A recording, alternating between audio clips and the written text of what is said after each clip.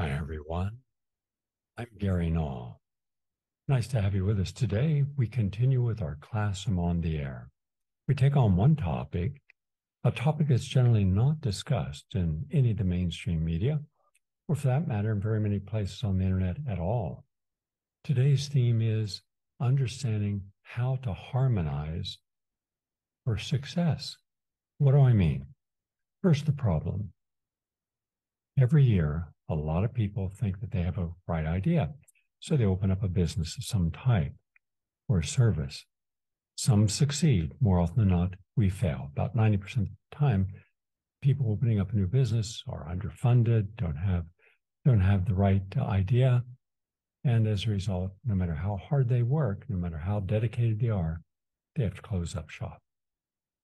I would like to show you today how, by understanding energies and harmonizing those energies, much like you would if you went to a concert or if you went to an orchestra and you're sitting there and you've got some of the finest, highly trained musicians in the area, but somehow there was no conductor.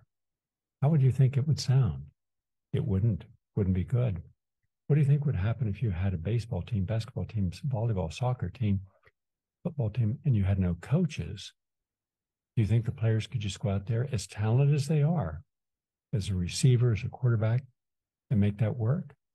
No, it wouldn't work. Even with the best coaches and trying to harmonize their energies, they also lose. What about a relationship? Two good people, and they have a lot in common, and they want to have a quality relationship. Some do, but it's the minority of times. The majority of relationships, including marriages, fail. Why? And I think about these things because I've written many books on philosophy of life, not just health.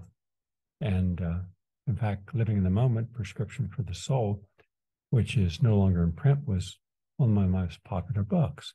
People got a lot from it. In fact, some people said they've read it 2 or 3 times because every time they read it, they're aware of something new. How does this happen?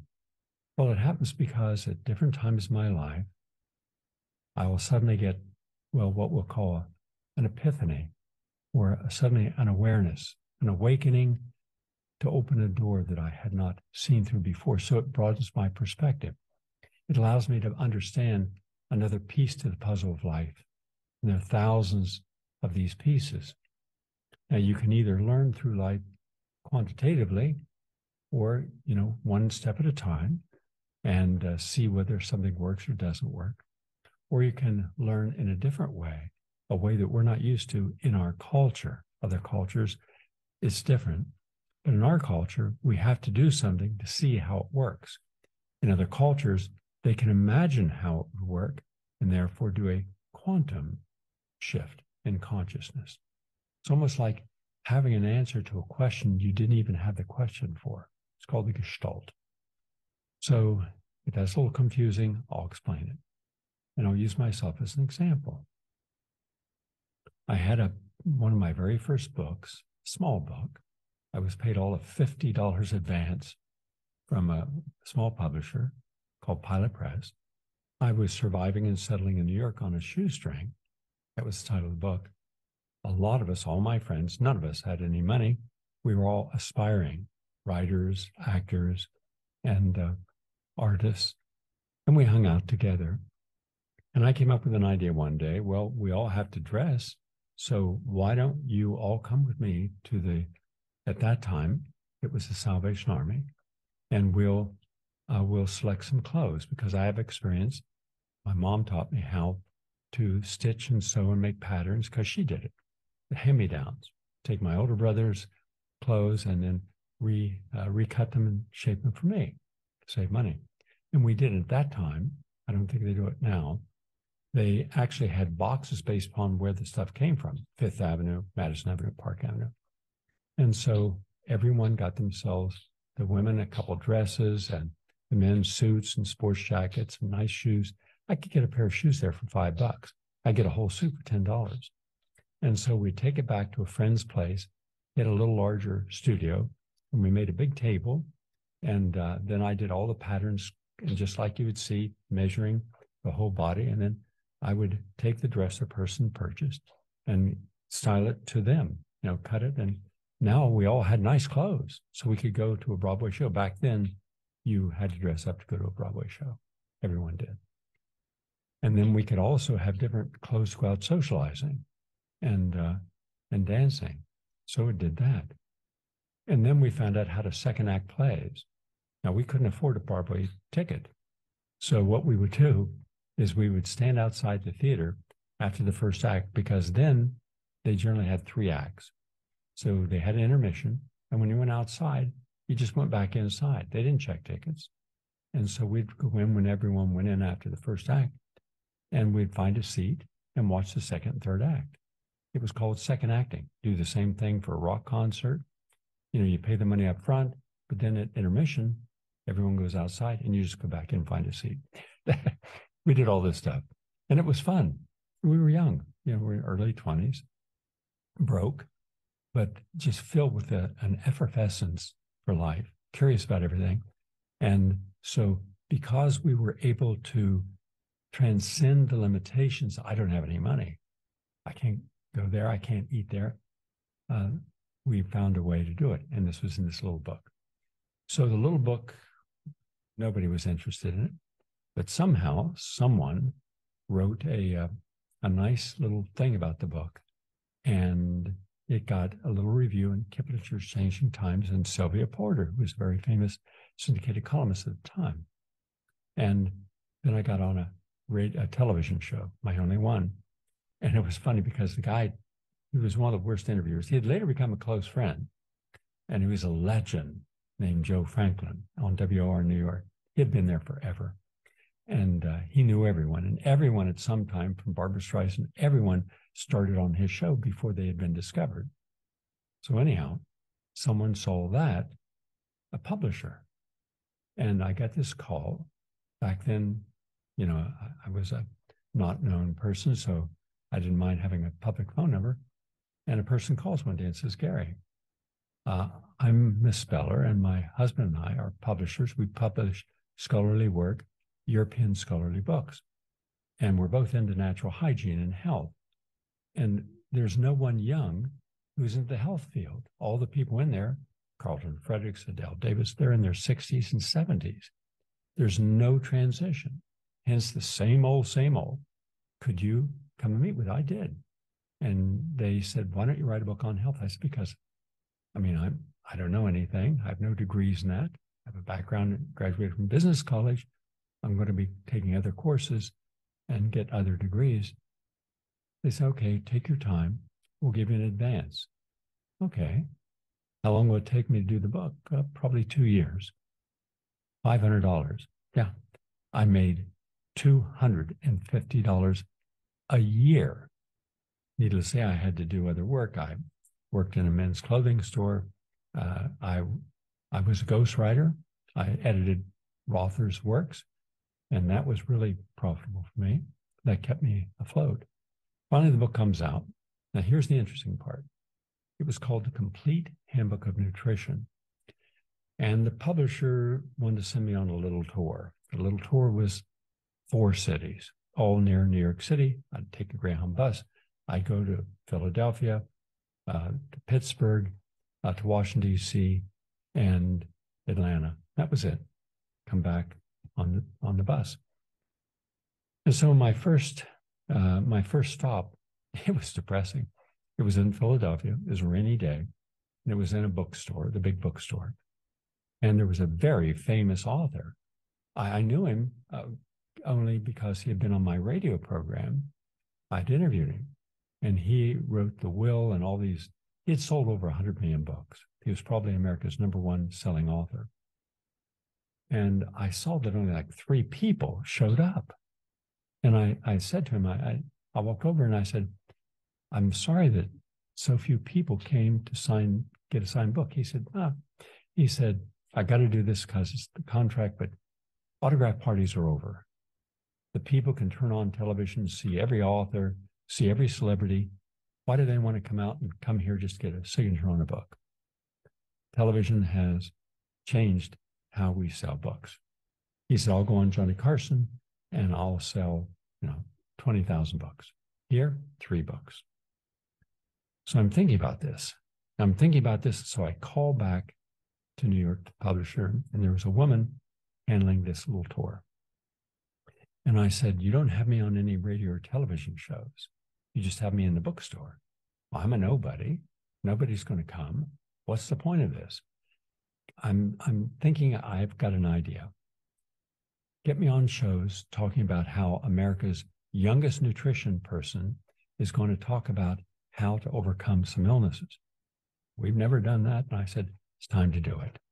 And that's exactly what happened. In any case, she did. She got me on some radio and television shows. And I went on and I said, for those in the audience who have pain, especially pain in their ankles and their feet and their legs and their calves, I believe that we can help that. I believe that there's a lot of non-toxic, natural ways that we can go about healing pain. Well, my first radio broadcast was pain, but the next one was fatigue. And the next one was insomnia. Are you getting a good night's sleep? Okay, I've got some simple solutions that people have been using for over 100 years. So come here and I'll share that with you. I didn't come say, buy a book. Didn't mention the book. So they came. A lot of people came. 200 people came to the bookstore. And of course, I signed books for them and I answered their questions. I was there all day. And then the next city in Washington, D.C., it was Hicks Department Store. And I got more publicity because she was good. She got me on all these shows. And so I had about 500 people come. By the time I got into Pittsburgh, and then it was the final stop was Atlanta. And we had 600 people and sold over 600 books. There weren't enough books. So this was really something. And people in the bookstore saying this, we've never had this many people ever show up for a book signing. But I wasn't doing a book signing. I had offered people something they needed, not something they wanted. So I made it a need. And indeed, these people got good solutions. So then they did a national tour. And the national tour was hugely successful. Probably the most successful book tour of its kind. We sold in a snowstorm in Minneapolis, Minnesota, in the middle of winter, 1,200 books, just to get that many people out in a snowstorm. So anyhow, that got me my first best-selling book, The Complete Handbook of Nutrition, went on to sell millions of copies. What is the message here? These are the 5 principles, and I'm going to show you how it works. I had the right idea, okay? Share something with people that they needed so they would get out of their comfort zone to come. I was in the right place. I was in cities, in a store. The store was supporting it. The publisher was supporting it. It was the right idea at the right time. It was just where a lot of people were having problems and there were no solutions outside of aspirin and Tylenol, etc. Next, it was be the right person. I was young. I was a vegetarian. I was healthy, athletic. I'm 6'2". At that time, I was about 190 pounds, all muscle. And I could talk about things they could relate to, like racing and running and working out. And I would answer health questions, though I was not degreed or that qualified. In the interim, by the way, I went to dietetics school at night and got my dietetics degree. So I was a registered dietitian. And so I was qualified to talk about diet and losing weight and using food to help your body heal and thrive. So right place, right time, right idea. People were open to doing something more natural. In a whole country in the early 70s, we're talking about 1971, 72, America was beginning to change. A lot of people my age, young 20-year-olds, were willing to come out of college after graduating, or not even going to college for that matter, but seeing that they wanted to make a difference in a good way. That's when the women's movement, the civil rights movement, the human rights movement, back to the land movement, the organic movement, all that was in its thriving, intense way, making differences, especially among younger people. So let's go over the 5 issues. Right time, right place, right idea, right support system. I had a publisher willing to help me. I had a publicist willing to help me, and bookstores willing to help me, and media. And I was the right person. Now, I give that as an example. Because of that, that launched my career. From there, I did 7 best-selling books. I then went to Dell Publishing, which is a major house like Doubleday. And from there, I would go on and have over 75 health and nutrition bestsellers, New York Times bestsellers, sold millions and millions of books. And that allowed me then the income to do other things that I didn't have the money to do, but wanted to do, like make documentaries on social issues, which I've made over 100, and to do broadcast, and then also to teach. So you see, from one idea, I was able to use that in other areas of life. I'll give you one more example. I'd never been able to get on PBS. I was kind of that health guy out there.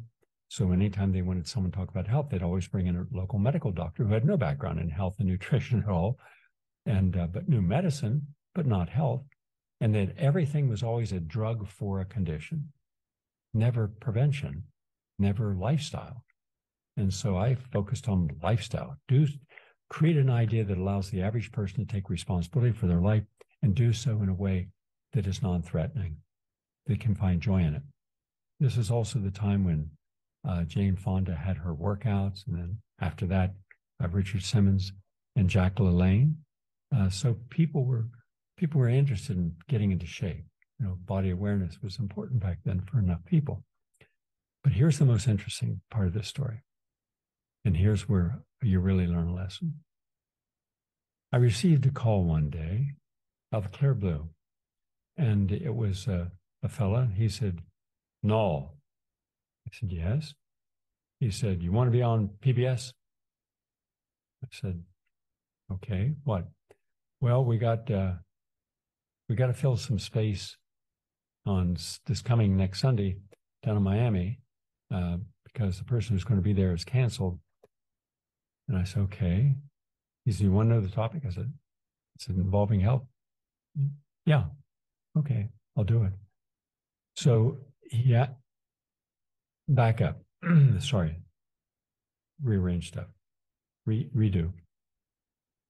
But here's the most interesting lesson that I learned in my professional life. I hadn't been on PBS, but I was asked on a Friday afternoon. I got a call, and it was from the top producer at PBS in its whole history, Bob Marty.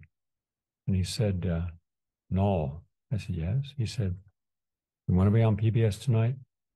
The debate?" "Sure." "You want to know who you're debating?" "No, the Surgeon General of the United States." "Okay." "Want to know the theme?" I said, "Doesn't matter to me." "Involves health?" I felt prepared. So I had like 2 hours. So I rushed down there, and I saw early on in the debate that the person did not know their material. And so I found in that moment, I could either show how unaware this person was, or I could try to understand what it's like to be a person who's like a deer in the headlights. They don't know what to do. So I chose to support the Surgeon General. So when the question about hormone therapy came up and the absolute wrong answer was given, I said, I think that had the Surgeon General been able to talk a little more, she would have said that synthetic hormone replacement therapy is not the route, because every study, including the government's longest study on this, showed that it increases the rate of heart attack, stroke, breast cancer, ovarian cancer, and dementia by as much as 13%. Now we have 10 million people, women, using synthetic hormone replacement therapy to turn off hot flashes and help with some of the osteoporosis. But the good news is that Dong Quai, the most used herb in the world, and Vitex and Squalvine, and I went through all the things, can do this naturally without any side effects. So if you've got 10 million women using this you're helping 1.3 million women not have adverse effects, including death. And I said, so I thank the Surgeon General for, and every single issue, I had to come in and do this. A very nice person, by the way. And afterwards, she gave me a hug, and I gave her my book for women only, 1,600-page book. And I said, if you want to know the alternative approach to these conditions, read this. Okay, and then I'm leaving. As I'm leaving, I'm at the elevator. I suddenly hear, hey, Null. And I look down, here's this guy with long hair, sticking his head out the window. He says, you did right. Okay, whatever that meant. And then about several months later, I get this call. Hey, Null, want to do a show down in Miami? On what? On the topic you did so well in that debate. What's on women's health? No, I don't want to do it. Why not? Because there are a lot of Dr. Northrup and so many other people better qualified than me to talk about women's issues, and it's been overdone, in my opinion. Okay, but I can give you their names. I can give you their phone numbers. I've had them on my radio program. And then there's a pause. Well, what would you like to talk about? I said, aging, or better still, how to slow down our aging process so we don't rush into death. Because right now, almost everything we're doing is causing us to age prematurely. And all the diseases that we think are normal for the aging process, like dementia and Alzheimer's and heart disease and diabetes and pain and insomnia, none of those are natural to the aging process. They are natural to our lifestyle process. He says, well, we've never done a show on aging. I'd never seen a show on aging. We'll try it. So we go into the studio and we do an hour taping, and that's it. And then it gets ready and off I am to Miami. Now, it was a Sunday, and I got picked up by the manager of the station, and he said, I want to apologize in advance because you're not going to have much of an audience. Dan Marino's playing for the Miami Dolphins, so everyone was going to be watching that. And then it's a nice day, so everyone's going to be out, walking, going to the beach. I said, well, how much would I have to earn to get invited back? He said, well, last night we had on a really good talent who did very well. And Burt Bacharach, I think he said, I believe it was Burt Bacharach. And he said, if you can raise us $1,000, you'll get invited back. Okay. So we went to the studio and there's no one there. It was a weekend.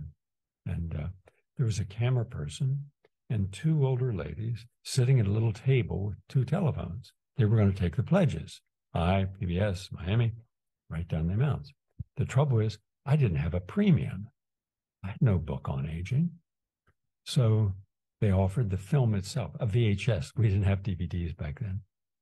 And so I'm reading the script and it's just corny, and I'm thinking, why should I be telling people why they should support their PBS station? They already know that. If they're watching it, they know why they're supporting it, because all the great cultural events and insightful programs. And so I said, do you mind if I just wing it? He said, hey, buddy, no one's here. You can do whatever you want. So, and that's what I did. And I did the same thing there that I did when I was in that little tour years before. I mean, a lot of years before. I just began to talk about the problems that we have, real problems, and the solutions, and how easy the solutions are. They're simple. They're not complicated. The diseases are complicated. The conditions we get ourselves into, those are complicated, but preventing them and getting out of them are not. Anyhow, I would see the phone ringing, and so they'd play 15 minutes of the program or 20 minutes, then back to me for a pitch. And you only have like 15 minutes to pitch 3 times. So anyhow, at the end of the program, the producer comes over and he says, how'd it go? I said, I think it went all right. I saw the women answering the phone. Okay, I'll pick you up at 6 o'clock in the morning and take you to the airport. And I'll find out then how we did. So at 6 o'clock in the morning, I go downstairs and I get in the car and he said, well, I got good news and bad news. I said, what's the bad news? He says, you're not going back to New York. I said, what's the good news? He said, you raised more money than any program in our history, including in prime time with big names. You know, you beat them all. You beat three tenors, you beat all these. You raised, I think it was around $150,000, $60,000. Anyhow, he says, no one's ever done that. But we have an overnight system that all the PBS stations are told what we do, how we do. It's on a scale of 0 to 5. 0, no one invites you back. 1, no one invites you back. 2, you might get invited back. 3, you will get invited back. 4, you're going to get played a lot. And 5, well, that almost never happens. You hit a 5++. So for days, I didn't have any clothes. I don't have any clothes. I have nothing. You know, I only have one. So then I went out on tour from Miami, didn't go back to New York. I went to a local store and bought some underwear and socks and whatnot and shaving, just basics. And I was drained. In fact, I remember I was in an airport and I just became aware that I was not aware of where I was. And I literally turned to a person and I said, what city is this? They said, Minneapolis. Oh, one more city to go to, Seattle, then I go back home. Well, when I got back home, we had done very well. Set a record in every single city that I appeared in, from Boston, Los Angeles, San Francisco, every place I was at. And I went out many times that year with that same one. At least up to that point, it was the most successful fundraiser in PBS history. I would go ahead and do 2 more within the year, Get Healthy Now and For Women Only, which were also blockbusters. What is the lesson to be learned here? Had I not said yes to the opportunity to debate with only a couple hours, and most people wouldn't do that. You call most people and say, we want you to debate the Surgeon General. A wonderful person, by the way. Nothing but praise for her. And they say, well, I'm not prepared, even if they're an expert in the field. And then, but I said, if opportunity comes, and if you feel confident, take it. 2, by that time, now we're talking about 1998, I had my doctorate. I was a senior research fellow at the Institute of Applied Biology and head of the anti-aging department. I had counseled tens of thousands of people one-on-one, and I had conducted at that point about 40 clinical studies. I published in peer-reviewed journals, so I knew my material. And I was doing stuff no one else was doing in science or health or public health. And I had my own radio shows. I was broadcast in Washington, D.C. on PFW for over 30 years, KPFK in Los Angeles, New York City, WBAI. So with articles and books and documentaries and seeing people doing clinical studies, I felt very confident in being the right person to share this message on how to slow down and reverse the aging process. And then I had the top producer, PBS, Bob Marty, heck of a nice guy, brilliant guy, as my support system. And so it was the right time because no one had done anything on aging. And so I opened a door. Now, look at the 5 harmonies. Right idea, aging, because remember, he could have said, okay, I'll find someone else to do the show if you're not going to do it on women's health. But had I done it on women's health, it wouldn't have been a blockbuster. It wouldn't have opened all these doors. It was the right time because people were starting to hit middle age, who were baby boomers, who were older, and they were looking at that long, dark night, and they were not happy about it. Also, it was I was in the right place in New York City to have that happen. So right time, right place, right idea, the right support system, and be the right person. 5 harmonies.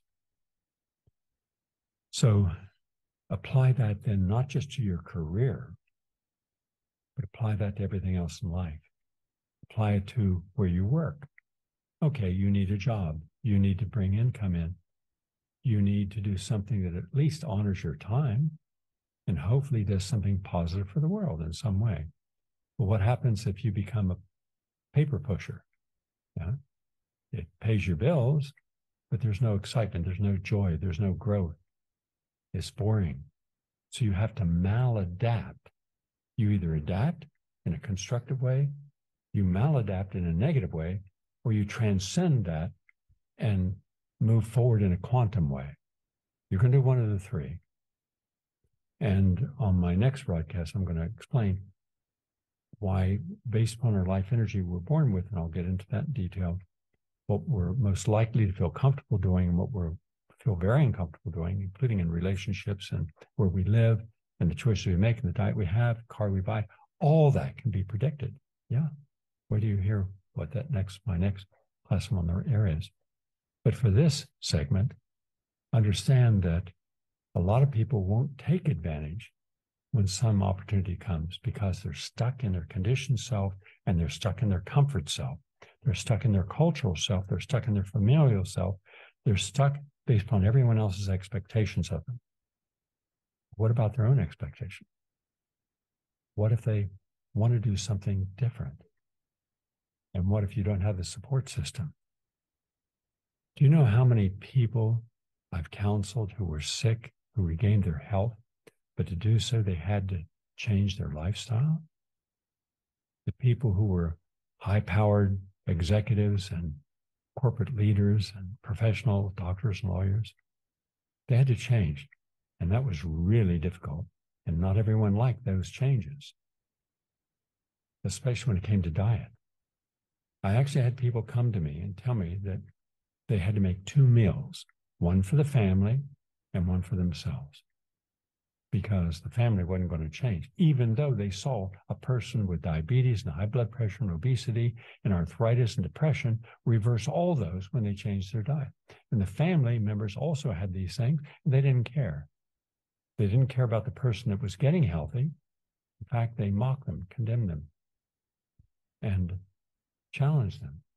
How do you think that feels if you're in a relationship and someone doesn't like the fact you're changing, even though your change is important to your life, your health, your very existence? You would think that, hey, I'm going to be here to support you, but most people are not.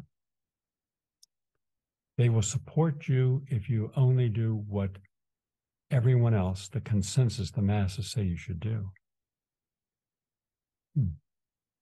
So if everyone's getting chemotherapy, I should get chemotherapy.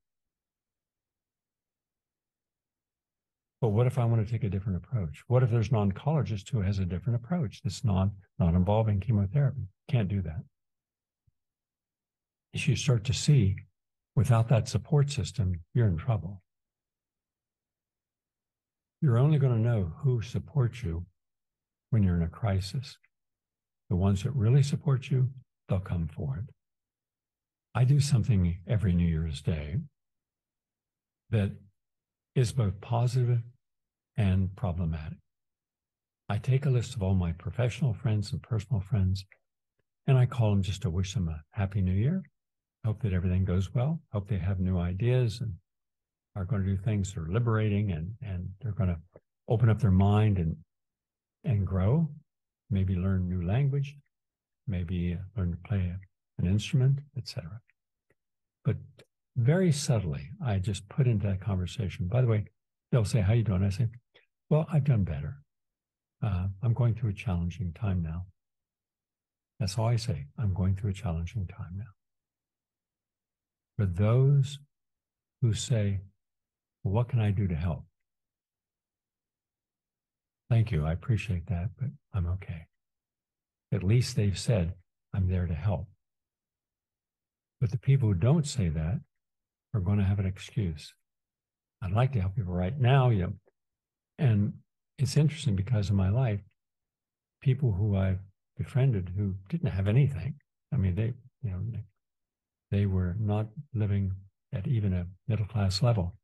They were always the first persons to say, you know, Gary, what I got, I'm here to help you. That always such a humbling experience. You feel such grace to have someone in your life who, even though they don't have anything, they're going to still help you no matter what. And sometimes we fool ourselves into thinking that people are in our life because they deserve to be there. No, The people who deserve to be in your life are there because they show that they respect you. People are frequently afraid to find out who's really in their life until they need something, and suddenly everybody's got an excuse, or some people come forward and say, happy to help. That shows both the best and not the best in other human beings, but at least allows you to know with clarity, who can I count on, who can I not? Because remember that one of the 5 support systems. That's really important. What we're lacking in part in America today is support system for those who need some support. Senior citizens, people who have lived noble lives, they've done the best they can, they've contributed what they can, and now maybe they're retired, maybe they lost their job, they don't have a big savings, maybe they help their children and other people, and now they could use some help, and there's none there for them. As a result, they become lonely, and with loneliness, depression follows. Now they're both lonely, depressed, and they become apathetic. If you say, come on, we can do something. Nah. And, well, let's go out for dinner. I can't afford it. I'll pay, no problem. No. They feel they don't want to impinge upon anyone, but they don't feel that they can take care of themselves. And we're talking about tens of millions of Americans, including young people who did not have the benefit of having the greatest generation, those born in the 19-teens, 20s, and 30s, my parents, many of your parents, who taught us about morality and respect and manners and civility. And that's important that we have that. That carries us through our whole life. But what about the kids today whose parents just allowed them to grow up in a bubble, not experiencing the real world as it is? Therefore, they don't have any. They don't feel like they're the right person. They don't have the right support system. They have a conditioned support system.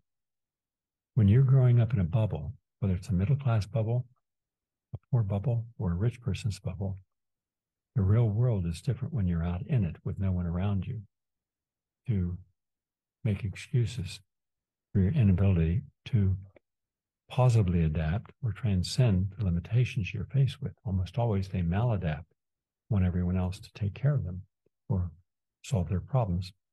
And indeed, many parents have so spoiled their children that the child doesn't know how to act in the real world. It's not that child's fault, but they're the victim of that wrong parenting. And boy, have we had wrong parenting. Everything you see now with woke and critical race theory and these other issues, look at how much that comes from people who cannot relate to other people as sacred beings and be there to support the positive change we need in society. So you see, everything is interconnected. So don't just think because something has failed, you just have to try harder. You have to have the 5 harmonizing energies. When you're in a relationship where you don't have to argue and you can find commonality, maintain your sense of self, but also respect what someone else needs and talk with them. Always be open and honest. What do you expect from this relationship with me? What do you need? What do you want? What are you willing to contribute without maladapting? I don't want you to go see a movie or a play or a concert you may not like, but you do it because of the relationship. That's not the reason to do it. If you don't want to see that kind of movie, we'll find another kind of movie that we can both agree upon. We can see a concert that both of us would enjoy. But don't do something and then later hold that against me or me against you because you were doing it for the relationship. Just be honest. If people just told people, I don't want to talk about politics. I don't want that. Okay, we won't talk about politics. Look, for over 30 years, once a week, a group of us would get together. And these were all close personal friends that I'd known since I came to the city. And we would have a wonderful dinner together, but it was never at a vegan restaurant. In fact, we would go to another restaurant that served a wide variety of foods because they said, Gary, you're the vegan, we're not. Don't make us feel bad or try to shame us for not eating your kind of food. And I said, no problem. I'll eat my food, you eat yours. But we can find places where we can both eat the same place. And that's what we did. You have no idea how many times I would take my own brown rice or brown rice pasta and ask, could they make this and it had great sauce and some broccoli and grilled onions and mushrooms and fennel. So I'd have my dish and they'd have theirs. So the point of being together was not to argue about what we were eating. It was to share company, laughter, fun. And there we'd go out to a concert or a play or an art movie of some kind, and then walk from way downtown, way back at the Upper West Side, finishing the evening with a dessert at the health food store. And that was so much joy. We didn't talk about politics because they were all different. We didn't talk about religion because they were all different. We had atheists, and one of the people was a priest. We had people with all different philosophies. So earlier on, we got out of the way. Let's just leave these out. There's plenty of us to share without getting an argument. As a result, we never had arguments, never any fights. In fact, the joy of just being together with people you could just be yourself, we did. So nobody was defensive because no one's ever broken the confidences of everything we shared. Today, you can't do that because of woke. Everybody has to be virtue shaming someone else. That's just tedious and stupid. Saw George Carlin once. Do you think George Carlin would get a well-received introduction in New York City today? Well, he was way too honest. But for those of us who grew up watching George Carlin and Don Rickles, Jonathan Winters, and going back even further, Lenny Bruce, no, we appreciate people who can use humor with honesty to make us even more aware of the elements of being just a person. It's no fun when someone comes and says, oh, hold on, begin theater. Okay, everyone, turn on the lights. It's not, I just want to let you know that we have gone over the jokes and we've had to eliminate about 90% of the jokes. So instead of having a venue that's going to be about an hour and 20 minutes, it's going to be 15 minutes. And if you were to laugh at anyone's race or religion or physical appearance or anything else, those are all excluded. Now, it won't be funny because there's no irony in any of this, but it'll be politically correct humor. How many people do you think are going to go? I mean, we've self-censored. That's going against the wrong idea. There's no harmonizing with that. That's all negative. I'm talking about harmonizing with positive, upbeat, something that inspires us. So in your relationships, ask someone, just be honest with me. What don't you like? What you won't do? What is of interest to you? What you're passionate about? What you look forward to? And let's focus upon that. And it's easy to do. We just feel today is, well, we want to be a couple. So therefore we no longer exist as people. We're just a couple. That's not good. That never works out. Because sooner or later, someone's going to say near the end of that relationship, and by the way, you have that concept of a dead man walking on death row. Relationships always end long before you separate. And then people just start accumulating all the things they don't like or did that they shouldn't have. I watched a Clint Eastwood movie with you, and I hate Clint Eastwood movies. Why'd you watch it?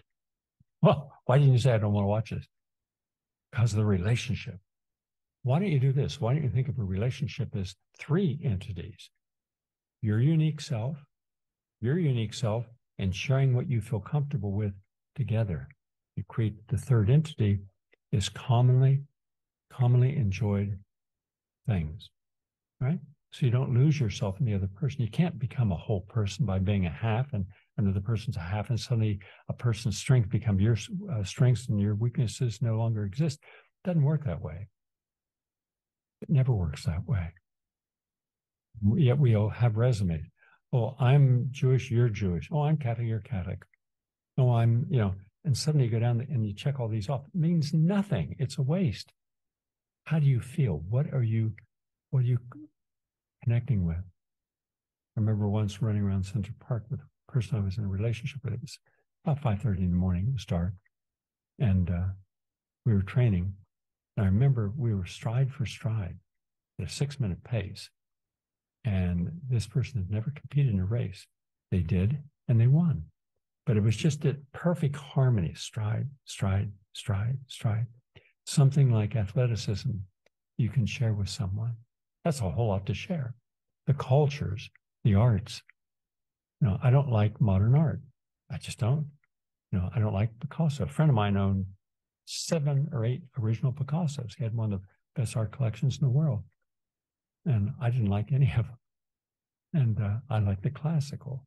I like some of the improvisation that I saw in some of the artists. Most of it, I didn't. I remember once going to the Guggenheim. I had my daughter with me. And we're starting at the top. And halfway down, Shelley says, they're doing some work here. No, Shelley. That's an art exhibit. What? There's a plank of wood with a ladder and a guy's belt, work belt. That's the new art. So find something artistic about that. Wow. In any case, harmonize your needs with others' needs. And when they meet, great. 5 energies, right idea, the right time, right place, right support system, and be the right person. Because if any one of those are not harmonizing, it will not work. You put all that effort into something and it'll fail. Think of all the times you put effort into a relationship and it failed. Many times. Think of being in the place where you're earning an income, but you can't stand being there. You're bored to death. That's wasting your life. You can't live those 8 hours over again for the commute. Let's say 10 hours a day, you're doing something that pays your rent, but does not fulfill you. Then you got to start to take chances. You got to start to bring the tools in as part of a new support system. And there's plenty of places in this country, this great country we live in, to be your authentic self. Hopefully you'll find something within this discussion to benefit from. And if not, well, on our next program, we'll have something different. Remember, go to PRN.Live at noon every day, or go to the archive, the programs I do. I do original investigative journalism. I do original commentaries. I take on the hard issues, and lots on health and happiness. And go to GaryNull.com. There's everything I've done is up there, so you can have a chance to see if any of that harmonizes with your current needs. Have a nice day. Are you tired of closed-minded programming? Well, look no further than PRN.Live, the home for progressive voices.